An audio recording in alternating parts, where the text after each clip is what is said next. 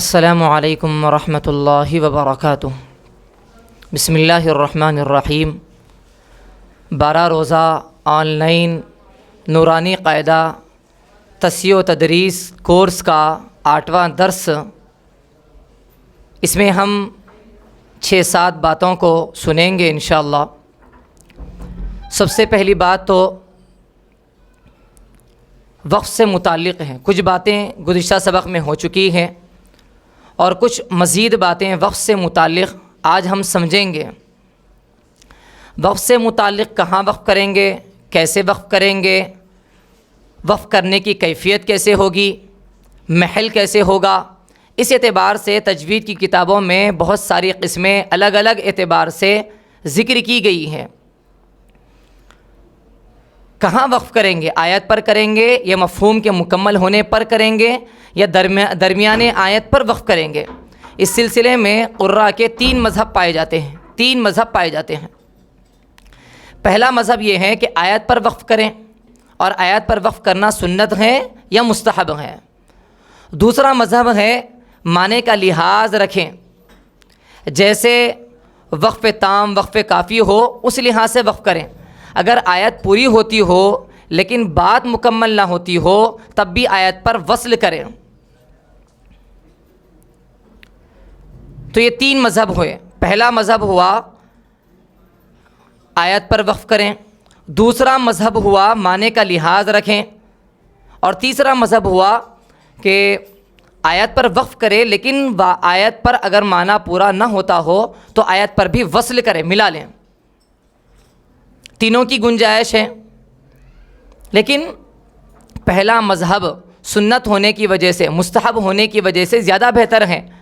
حضرت شاہ محی السنہ ابرار الحق صاحب رحمۃ اللہ علیہ فرمایا کرتے تھے کہ اگر آیت پر مضمون مکمل نہ ہوتا ہو، معنی کا بگاڑ ہو سکتا ہو تو وہاں پر وقف نہ کریں۔ اس کی مثالیں دیا کرتے تھے، مثلا فویل للمصلین الذین هم، ہلاکت ہے نماز پڑھنے والوں پر، معنی مناسب محسوس نہیں ہو رہا ہے، لہٰذا الا الذین هم الذین هم۔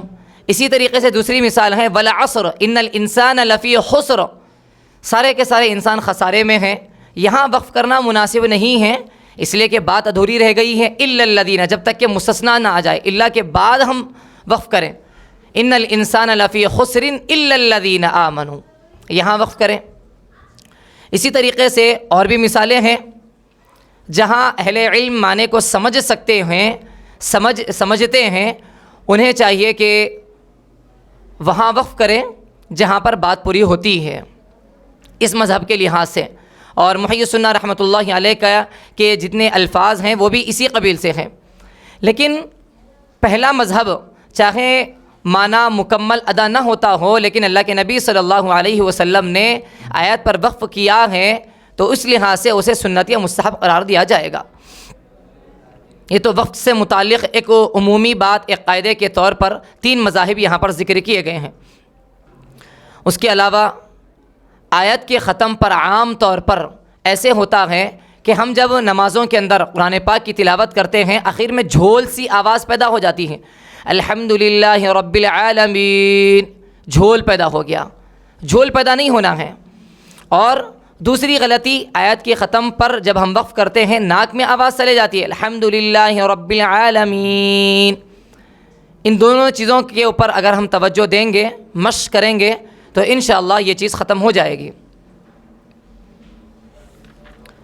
ایک سوال اس سلسلے میں یہ آیا تھا کہ سبح اسم ربک الاعلی، اس کے ہجے کس طرح کریں گے، اور اس پر زبر ہے لیکن کھڑے زبر کے ساتھ وقف کیوں کیا جا رہا ہے؟ قاری ابو ذر صاحب دامت برکاتہم العالیہ، انہوں نے اس کا جواب بہت اچھے انداز میں قاعدہ کلیہ کے طور پر دیا ہے کہ زبر کے بعد یا خالی ہو، جہاں کہیں پورے قرآن پاک میں زبر کے بعد یا خالی ہو تو اس کو وقف میں کھڑا زبر مانا جائے گا، وقف کرنے میں کھڑا زبر مانا جائے گا، سبح اسم ربک الاعلی وقفاً۔ اور بعد والے کلمے میں جزم یا تشدید ہو تو زبر کے ساتھ ہی لکھا جاتا ہے۔ بعد والے کلمے پر جزم یا تشدید ہے تو زبر کے ساتھ تو لکھا جاتا ہے لیکن وقفاً اسے کھڑا زبر مانا جاتا ہے۔ تو یہاں پر بھی ایسے ہی ہے۔ یہ تو پہلا مسئلہ ہوا وقت سے متعلق. دوسرا مسئلہ ہے، دوسرا موضوع ہے اخفاء شفوی سے متعلق، اقلاب کے اندر غننے سے متعلق. بہت زیادہ دشواری یہاں پیش آتی ہے کہ اخفاء حقیقی اور اخفاء شفوی کے درمیان فرق کیا ہے. انت منذر، یہاں پر آپ دونوں ہونٹوں کو کھول کر پڑھ رہے ہیں، جبکہ غنے کے اندر بالکل دونوں ہونٹوں کو دبا کر الیکم مرسلون ملا کر پڑھتے ہیں. اخفاء شفوی وہ اخفاء ہیں جو غنے کے ساتھ دونوں ہونٹوں کو نرمی کے ساتھ ملاتے ہیں. ان تینوں کا فرق کیا ہے گزشتہ سبق کے اندر بتایا تو گیا، لیکن قاعدے کے طور پر سمجھنے کے لیے ہم اتنا سمجھ سکتے ہیں. غنے کی 3 قسمیں ہیں. غنہ کہتے ہیں میم اور نون کی آواز کو خیشوم میں لے جانا، خیشوم میں لے جانا یہ غنہ کہلاتا ہے. اب یہ غنہ یا تو اظہار کے ساتھ ہوگا، اظہار مع الغنہ. اظہار مع الغنہ، اظہار کا مطلب یہ ہوگا کہ نون اور میم کی آواز کو مکمل ظاہر کریں گے، جیسے کہ نون مشدد میں ہوتا ہے ان، نون کو مکمل ادا کرنے کے ساتھ ساتھ آواز کو خیشوم میں لے جانا ہے. ثم، یہاں پر بھی ایسا ہی ہے، اظہار مع الغنہ. اسی طریقے سے ادغام مع الغنہ، میم اور نون، من نبی، ناک میں آواز جا رہی ہے لیکن مکمل نون کے مخرج اور نون کے اظہار کے ساتھ. یہ ہے اظہار مع الغنہ جس میں میم مشدد، نون مشدد، ادغام مع الغنہ، میم اور نون داخل ہو گیا. دوسری قسم ہے ادغام کی ناقص مع الغنہ، یعنی اظہار کامل نہیں ہوگا، ناقص ہوگا، اور وہ ہوتا ہے ادغام مع الغنہ یا اور میم میں. جیسے کہ خیرا یرہ، یہاں پر مکمل یا بھی ادا نہیں ہو رہا اور مکمل نون کا مخرج بھی ادا نہیں ہو رہا، تو اظہار مع الغنہ بھی نہیں ہے اور غنہ بھی ناقص ہے، تو اس لیے یہاں پر ناقص مع الغنہ کہیں گے. خیرا یرہ من ورائہم، یا اور واو کے اندر. تیسرا ہے اخفاء مع الغنہ، اخفاء مع الغنہ. اب پھر اخفاء کے اندر اخفاء حقیقی الگ ہے، اخفاء شفوی الگ ہے، اور اقلاب کس کی طرح ہے. اخفاء حقیقی جیسے کہ نون ساکن کا اخفاء انت منذر، یہاں پر ناک میں آواز تو جا رہی ہے لیکن دونوں ہونٹ کھلے ہوئے ہیں، نون کا مکمل مخرج ادا نہیں ہو رہا. یہ اخفاء حقیقی اور نون ساکن کا اخفاء ہے، منہ کھلا رکھ کر اخفاء کرنا. دوسرا اخفاء شفوی، اس میں 2 قول ہیں. راجح ہیں کہ دونوں ہونٹوں کو نرمی کے ساتھ اس کی خشکی کو ملائیں، جیسے کہ اس کی مثال ترمیہم بحجارۃ فاعترفوا بذنبہم. ہونٹوں کو کھلا رکھ کر پڑھنا یہ تو غلطی ہے، لحن جلی ہے، لیکن نرمی کے ساتھ ہونٹوں کو ملائے، بالکل ایسے نرمی کے ساتھ ملائے، ہٹا دے بس. دوسرا اس کے اندر یہ بھی گنجائش ہے، یہ قول ہے بعض قراء کا، مضبوطی کے ساتھ ملائیں، جیسے کہ عام طور پر مدارس میں ملایا جاتا ہے ترمیہم بحجارۃ، مضبوطی کے ساتھ ملائیں. تو نرمی کے ساتھ ملائیں گے تو اخفاء شفوی صحیح معنی میں ادا ہوگا، اور مضبوطی کے ساتھ ملائیں گے اس کی بھی گنجائش ہے. بہتر طریقہ نرمی کے ساتھ ملانا ہے. اور اقلاب کے اندر تو صرف ایک ہی قول ہے، نرمی کے ساتھ ہونٹوں کو ملانا ہے، مضبوطی کے ساتھ من بخیلا لنصفعا بالناصیہ ایسا نہیں ہے. پھر یہ تو اظہار مع الغنہ ہو جائے گا، نون اور میم کو مکمل ادا کرنے کے برابر ہو جائے گا، تو اس کو ادا کرنا ہے. میں مثال دے رہا ہوں، لنصفعا بالناصیہ، پہلے نرمی کے ساتھ دونوں ہونٹوں کی خشکی کو ملائیں. خبیر بما تعملون، رجع بعید، نرمی کے ساتھ دونوں ہونٹوں کو ملائیں. اقلاب. تو خلاصہ نکلا اخفاء مع الغنہ، اخفاء شفوی میں مضبوطی کے ساتھ دونوں ہونٹوں کو ملا کر یہ بھی گنجائش ہے، نرمی کے ساتھ دونوں ہونٹوں کو ملا کر اخفاء کرنا یہ گنجائش ہے، بہتر یہی ہے. لیکن اقلاب میں نرمی کے ساتھ ہی ملانا ہے، اس کی اکثر غلطی پائی جاتی ہے. خلاصے کے طور پر یہی نکلا، نون ساکن کا اخفاء منہ کھلا رکھ کر ہوتا ہے، نون کا مخرج مکمل ادا ہوتا ہے. اور میم ساکن کا اخفاء دونوں ہونٹوں کو ملا کر پڑھنا چاہیے، نرمی کے ساتھ یا مضبوطی کے ساتھ. البتہ اقلاب میں فقط اخفاء مع الغنہ ہے، اظہار مع الغنہ نہیں ہے. اقلاب ہو یا اخفاء شفوی ہو، ان دونوں صورتوں میں اگر ہونٹوں کو کھلا رکھ کر کریں گے فاعترفوا بذنبہم تو یہ لحن جلی شمار کی جائے گی، یہ ناجائز ہے، یہ درست نہیں ہے. 2 باتیں مکمل ہوئی. تیسری بات، اکثر طور پر نورانی قاعدے کے اندر جو غلطیاں پائی جاتی ہیں وہ غلطیاں نورانی قاعدے کے مکمل ہونے کے بعد ناظرے کے اندر بھی جو غلطیاں پائی جاتی ہے قرآن شروع ہو جانے کے بعد، پہلی غلطی تو یہی ہے کہ حروف مصالیہ پر نہیں ہوتے ہیں۔ قرآن پاک عما یتساءلون شروع کر دیتے ہیں یا الف لام میم شروع کر دیتے ہیں، قلقلہ نہیں کرتے ہیں، یا جہاں قلقلہ نہیں ہوتا ہے وہاں پر قلقلے کو کیا جاتا ہے، یہ بھی غلطی پائی جاتی ہے۔ غنہ اور اخفا کی مقدار ایک الف کے برابر نہیں ہوتی ہے، جلدی سے پڑھ دیتے ہیں طلبہ، اور قدیر اور خبیر وغیرہ کی را کو پر پڑھتے ہیں، شیء قدیر، یہ غلط ہے بالکل۔ قاعدہ بتا دیا گیا ہے، را ساکنہ سے پہلے یا ساکنہ ہو تو را کو باریک پڑھیں گے۔ میوں شرری باریک ہے، شرری پڑھا جاتا ہے، لقادر پڑھا جاتا ہے، لقادر سرا۔ اور اسی طریقے سے ایک غلطی ہوتی ہے تا دال تو، ان تینوں کے مخرج میں زبان باہر نکال دیتے ہیں عام طور پر، روانی سے نہیں پڑھا جاتا ہے، اٹک کر رک کر ہجے کرتے ہوئے پوری آیت کو یا پوری سانسوں کو توڑ کر پوری آیت کو نہیں پڑھتے ہیں، وقف کرنے کا صحیح طریقہ ہوتا نہیں ہے، یہ حرکات کو دراز کر دیتے ہیں۔ عما یتساءلون عن النبأ رک کر، اور حرکات کو دراز کرنے کے ساتھ ساتھ عجلت میں، جلد بازی میں، سبق کے زیادہ ہو جانے میں، جلدی ہو جانے میں رٹنے کا مزاج نہیں ہوتا ہے، یہ غلطیاں عام طور پر نورانی قاعدے کے بعد بھی پہلے پارے کے اندر پائی جاتی ہے۔ نورانی قاعدے کے مکمل ہونے کے بعد کون سا پارہ شروع کیا جائے؟ پارے 30 یا پارے 1 یا پنسورہ، اپنے ذوق، اپنے علاقے یا بچے کی ذہانت مناسبت سے شروع کیا جا سکتا ہے، لیکن اصل مسئلہ یہ ہے کہ جو بھی پارہ شروع کیا جائے اس پارے میں اہمیت کے ساتھ اس بات کو پیش نظر رکھا جائے کہ اس کو بھی ہجوں کے ساتھ پڑھائیں، رواں بھی پڑھائیں، کیونکہ یہاں پر صلاحیت بنتی ہے۔ ایک پارہ اگر طالب علم مضبوطی کے ساتھ ناظرہ پڑھ لیتا ہے یا 2 پارے پڑھ لیتا ہے تو پورا قرآن پاک پڑھنے کی اور ان کلمات کو حل کرنے کی صلاحیت پیدا ہو جاتی ہے، کیونکہ پورے قرآن پاک کے اندر وہی 29-30 حروف پر مشتمل کلمات ہوں گے، اور پارے 30 کے اندر یا پارے 1 کے اندر جو کلمات آ چکے ہیں اکثر یا آدھے کم از کم وہی کلمات پورے قرآن پاک میں دہرائے جاتے ہیں، اکثر وہی ہوتے ہیں، وہی حروف ہوتے ہیں، تو اس لیے اس کو مکمل طور پر مضبوطی کے ساتھ پڑھانا چاہیے۔ ایک ٹیوشن پڑھانے والے ساتھی سے ملاقات ہوئی، انہوں نے کہا کہ میں نے ایک 7 سال 8 سال کی بچی کو پارے 30 2 مرتبہ ہجوں کے ساتھ پڑھایا، تھوڑا سا وقت اس کے اندر چلا گیا، لیکن پارے 30 ہجوں اور رواں کے ساتھ پڑھانے سے بچی کے اندر ایسی صلاحیت پیدا ہو گئی ہے، اس کے بعد پورے قرآن پاک میں جہاں سے چاہے اسے پوچھا جائے تو وہ اسی طرح روانی کے ساتھ پڑھ رہی ہے، حل کلمات کے ساتھ، انہی مخارج اور صفات کے ساتھ جیسے کہ پارے 30 کو رٹایا گیا ہے۔ تو یہ استعداد پیدا ہو جاتی ہے اگر پہلے پارے پر توجہ دیں گے۔ ایسا نہیں ہے کہ ان قواعد کا لحاظ صرف نورانی قاعدے کے اندر کریں گے اور پارہ شروع ہو جانے کے بعد صرف روانی کو دیکھیں گے، سبق کے بڑھوتری کو دیکھیں گے یا قرآن پاک کے ختم کرنے کو دیکھیں گے، یہ طریقہ ٹھیک نہیں ہے۔ نورانی قاعدے کے بعد جو پارہ بھی شروع کریں بہتر یہ ہوگا کہ بڑے بڑے حروف والا پارہ لیں، پورا قرآن پاک طالب علم کو نہ دیں، 5 پارہ بھی نہ دیں، 5 پارے ایک ساتھ۔ کوشش کریں کہ نورانی قاعدے کے بعد پارے 1 ہو یا پارے 30 ہو، موٹے بڑے حروف والا پارہ انہیں دیا جائے تاکہ حل کلمات میں اسے سہولت ہو۔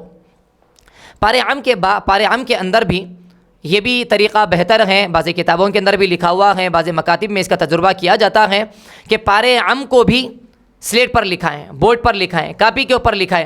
علامہ بالقلم تو عقل کنواں کے اندر، اور وہ بھی بنگلہ دیش سے، وہاں سے بہت سارے فوائد ہیں، اس میں سے ایک فائدہ یہ بھی ہے حل کلمات کی اور روانی کی صلاحیت اس سے حاصل ہو جاتی ہے۔ تو اس لیے پارے 30 کو بھی، پارے 1 کو بھی، جو بھی پارہ آپ شروع کرائیں لکھانے کا اہتمام بھی کرائیں۔ خود سے ہجے کر کے سبق حل کرنے کا پابند بنائیں۔ آپ یہ نہ کہیں کہ استاد محترم پڑھا دیں اور طالب علم پڑھ لیں، ایسا نہ ہو، بلکہ طالب علم سے خود کہیں کہ جیسے آپ تختی نمبر 27 کو 28 کو خود سے ہجے کر کے پڑھے ہیں، ویسے ہی اس کو بھی ہجے کر کے آپ 5 آیتیں حل کر کے آئیے، آدھے گھنٹے کے اندر، 15 منٹ کے اندر۔ جب بچہ حل کرے گا تو اس کی صلاحیت کھلے گی، بنے گی، اور ایسا اگر کرایا جائے گا تب جا کر پورا قرآن پاک آسان ہو جائے گا۔ آپ نے دیکھا ہوگا قریب زمانے تک بہت سارے مدارس کے اندر بھی حفظ کے اندر طالب علم کو 2-4 پاروں کے ناظرے کے مکمل ہو جانے کے بعد ڈال دیا جاتا تھا، لیکن آج وہ اس لیے تاکہ وہاں پر صلاحیت مضبوطی کے ساتھ پارے 1 پارے 30 کے اندر صلاحیت پیدا ہو جاتی تھی، اور لیکن اب ان بنیادی چیزوں پر توجہ نہ دینے کی بنا پر 15 پارے 20 پارے مکمل ہو جانے کے بعد بھی وہ روانی وہ صلاحیت پیدا نہیں ہوتی ہے جو حفظ کے لیے مطلوب ہوتی ہے، جس کا نتیجہ یہ ہوتا ہے کہ طالب علم حفظ میں جانے کے بعد بہت کمزور ہو جاتا ہے، یاد کرنا اس کے لیے مشکل ہو جاتا ہے، اسے رٹنا پڑتا ہے، ناظرے کو یاد کرنا پڑتا ہے، ناظرے کے لیے سب سے پہلے محنت کرنا پڑتا ہے۔ ناظرے میں قرآن پاک ختم کرانا اصل مقصد نہیں ہے، صلاحیت پیدا کرنا ہی اصل مقصد ہوتا ہے۔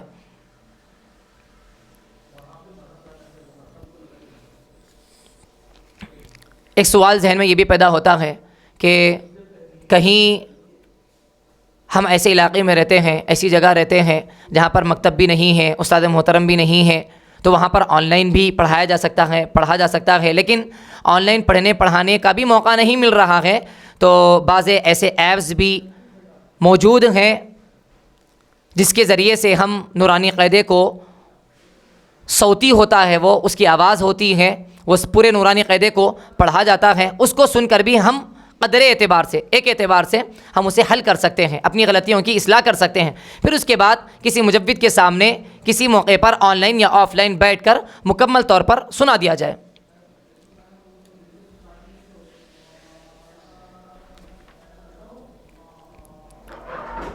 خواص کی غلطیاں، نورانی قاعدہ مکمل ہونے کے بعد ناظرہ مکمل ہو جاتا ہے، حفظ بھی مکمل ہو جاتا ہے، لیکن بہت سے مدارس کے اندر، بہت سے مکاتب کے اندر پڑھانے والے اساتذہ کرام کو بھی اس بات کا علم نہیں ہوتا ہے کہ یہاں پر قرآن پاک میں حفظ عربی کے اعتبار سے حفظ عن عاصم جس کی قرات ہم فالو کرتے ہیں، ان کی قرات کے اعتبار سے اگر دیکھا جائے تو یہ بہت بڑی غلطی مانی جاتی ہے۔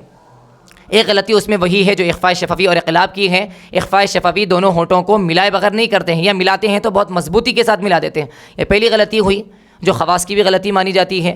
دوسری غلطی ہے پارے 12 کے اندر سورہ یوسف کے اندر لا تأمنا، یہ اشمام ہے، میں نے اشمام کر کے بتایا ابھی، ہم پڑھتے ہیں لا تأمنا علی یوسف، حالانکہ وہاں پر ہے لا تأمنا علی یوسف، من یعنی غنہ تو کرنا ہے لیکن ہونٹوں کا اشارہ کر دینا ہے، اشارے کے ذریعے سے بتانا ہے، اصل میں وہاں پر لا تأمننا تھا، تعلیل کے ذریعے سے پیش کو ضمے کو ختم کر دیا گیا ہے، لیکن اس کی اس کا اشارہ، اس کا اشمام کیا جانا چاہیے، یہ حفظ کی قرات ہیں۔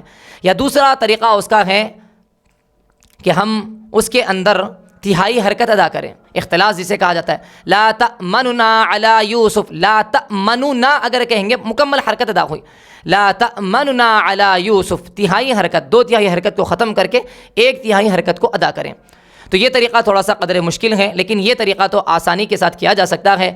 جن حفاظ نے تراویحوں کے اندر، غیر تراویحوں کے اندر قرآن پاک سنانے میں، حفظ کرنے میں اس طریقے پر اگر حفظ نہیں کیا تو گویا کہ ان کا قرآن پاک حفظ کے اعتبار سے مکمل نہیں ہوا، یہ غلطی کے ساتھ مکمل ہوا، لا تأمنا علی یوسف ایسے پڑھنا چاہیے۔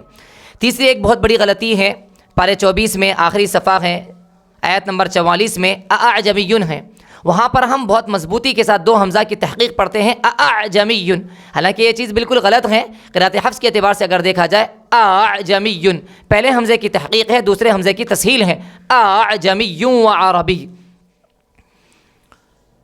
سورہ حاقہ میں قرآن پاک کی آیت ہے مالیہ ہلک عنی سلطانیہ، اگر ملا کر پڑھیں گے تو اس کے اندر 2 صورتیں جائز ہے، ادغام بھی جائز ہے، اظہار بھی جائز ہے، مالیہ ہلک عنی سلطانیہ، یا تو ایسا پڑھ سکتے ہیں مالیہ ہلک عنی، ادغام کے ساتھ بھی ہم پڑھنا چاہے تو پڑھ سکتے ہیں۔ ایک اس کے اندر نون قطنی کا سوال ہوتا ہے، طلبہ سوال کرتے ہیں نون قطنی کیا ہے؟ اگر حمزہ وصلی جہاں کہیں آ جائے تنوین کے بعد مثال لے لیجئے قل هو اللہ احد، احدن ہے وہاں پر تنوین ہے، تنوین کے بعد لفظ اللہ، اللہ الصمد حمزہ وصلی ہے، تنوین کے بعد جہاں کہیں حمزہ وصلی آ جائے اور اس کو ملانا ہو تو تنوین کے ایک حرکت کو یعنی تنوین کے نون کو حذف کر دیتے ہیں اور وہاں پر نون قطنی کو درمیان میں لا لیتے ہیں، احدن اللہ الصمد، قل هو اللہ احدن اللہ الصمد۔ الف اور حمزہ دونوں الگ الگ ہیں، دونوں کے درمیان کافی فرق پایا جاتا ہے۔ الف ہمیشہ اعراب یعنی زبر، زیر، پیش اور جزم سے خالی ہوتا ہے، حمزہ پر تینوں حرکتیں، تینوں اعراب اور جزم بھی آ سکتا ہے۔ دوسرا فرق یہ ہے کہ الف پیچھے والے مفتوح حرف سے مل کر مدہ ہوتا ہے جبکہ حمزہ مدہ نہیں ہوتا، اور حمزہ ساکنہ کے پڑھنے میں جھٹکا ہوتا ہے، الف میں نہیں ہوتا ہے، یہ تیسرا فرق ہے۔ چوتھا فرق یہ ہے الف رسم الخط میں زائد بھی ہوتا ہے، یعنی لکھا جاتا ہے لیکن پڑھا نہیں جاتا، جبکہ حمزہ زائد نہیں لکھا جاتا ہے۔ پانچواں فرق یہ ہے الف اور حمزہ کے درمیان، الف اپنی ہی شکل میں آتا ہے، اپنی ہی شکل میں آتا ہے، جبکہ حمزہ الف واو یا تینوں کی شکل میں آ سکتا ہے۔ الف سے پہلے زبر آتا ہے جبکہ حمزہ سے پہلے زبر زیر پیش تینوں بھی آ سکتے ہیں۔ الف صفات کے لحاظ سے ضعیف اور نرم آواز کے لحاظ سے پڑھا جاتا ہے جبکہ حمزہ صفات کے لحاظ سے قوی اور سخت آواز سے پڑھا جاتا ہے۔ الف کلمے کے درمیان یا آخر میں آتا ہے، شروع میں نہیں آتا، جبکہ حمزہ کلمے کے شروع میں بھی آتا ہے۔ قرآن پاک میں 4 کلمات ایسے ہیں جن میں ادغام ناقص ہوتا ہے، ادغام ناقص ہوتا ہے۔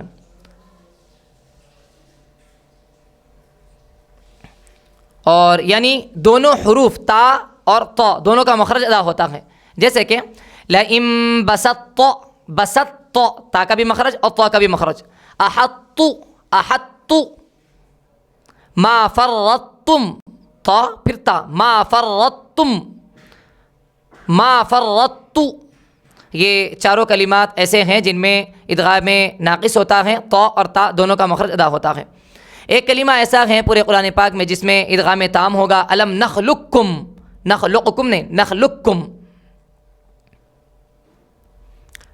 وقف کے اندر کچھ باتیں تو ہمارے سامنے آئی تھی، یہاں پر رموز کے اندر کچھ باتیں رہ جاتی ہیں۔ رموز ہیں، کبھی لکھا ہوا ہوتا ہے وقف النبی قرآن پاک کے اندر، جس لفظ پر یہ وقف ہو وہاں ٹھہرنا سنت ہے، بہتر ہے، وہاں پر اللہ کے نبی صلی اللہ علیہ وسلم نے وقف کیا ہے۔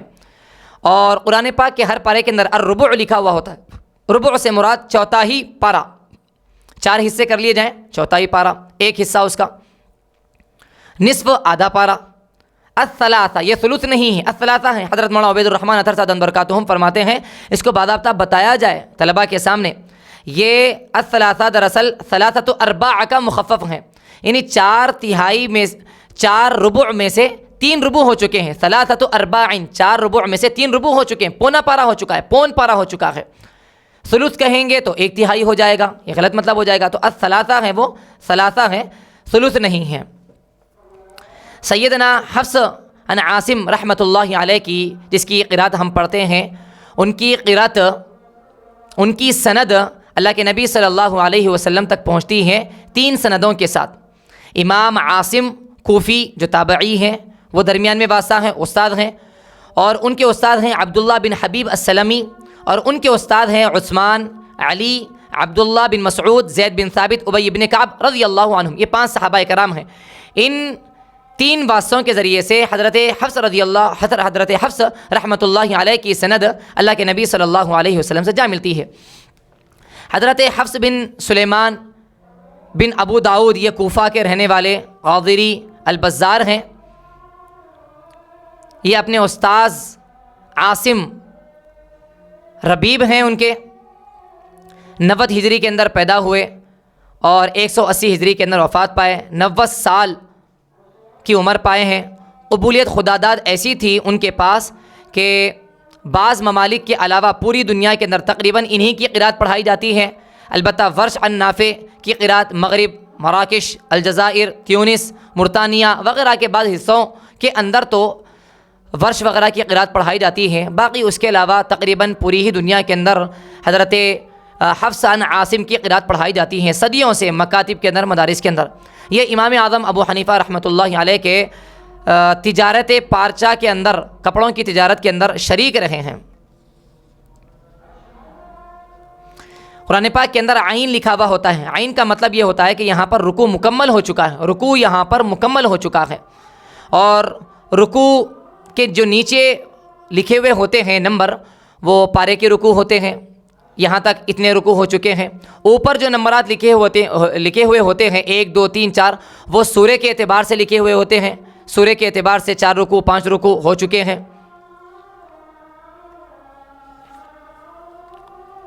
قرآن مجید میں 4 کلمات ایسے ہیں جو صاد سے لکھے ہوئے ہیں لیکن ان پر چھوٹا سا سین لکھا ہوا ہوتا ہے، ان میں سے ایک ہے یبسط اور بسطہ، یہ دونوں کلمات سین سے پڑھے جائیں گے. یبسط صاد سے لکھا ہوا ہے اور بسط صاد سے لکھا ہوا ہے، لیکن اس کو سین سے پڑھنا ہے. یبسط بسط. اور تیسرا کلمہ ہے المسیطرون، صاد اور سین دونوں سے پڑھ سکتے ہیں. بمسیطر یہ صرف صاد سے پڑھا جائے گا. قرآن پاک کے اندر، پورے قرآن پاک کے اندر ایک جگہ حفظ کے اندر امالہ ہے، باقی پورے قرآن پاک کے اندر کہیں بھی امالہ نہیں ہے. امالہ کسے کہتے ہیں؟ جھکانے کو، جھکاؤ کو، یعنی الف کو یا کی طرف اور اس سے پہلے زبر کو زیر کی طرف جھکانا، جیسے کہ مجریہا، بسم اللہ مجریہا، امالہ کرنا. قرآن کریم میں ایسے 7 کلمات ہیں جن کے آخر میں الف لکھا ہوا ہوتا ہے، جن میں لکھا ہوا الف وصل میں نہیں پڑھا جاتا. لکھا ہوا الف ہوتا ہے لیکن وصل میں نہیں پڑھا جاتا، وقفاً پڑھا جاتا ہے. اس میں سے ایک تو انا ہے، جہاں کہیں بھی انا آ جائے وقفاً تو وہاں پر انا پڑھیں گے، لیکن اس کو وصلاً انا پڑھیں گے، انا. اور دوسرا ہے سورہ کہف میں لاکننا لکھا ہوا ہے، لاکننا پڑھیں گے. الظنون سورہ احزاب میں آیت نمبر 10، الرسول سورہ احزاب آیت نمبر 77، السبیل سورہ احزاب آیت نمبر 47، سلاسلہ سورہ دہر کی آیت نمبر 4، قواریرہ آیت نمبر 15. باقی اس کے علاوہ اناملا، اناسیہ، انابا، انابو، للانامی، اس میں الف ہمیشہ پڑھا جاتا ہے.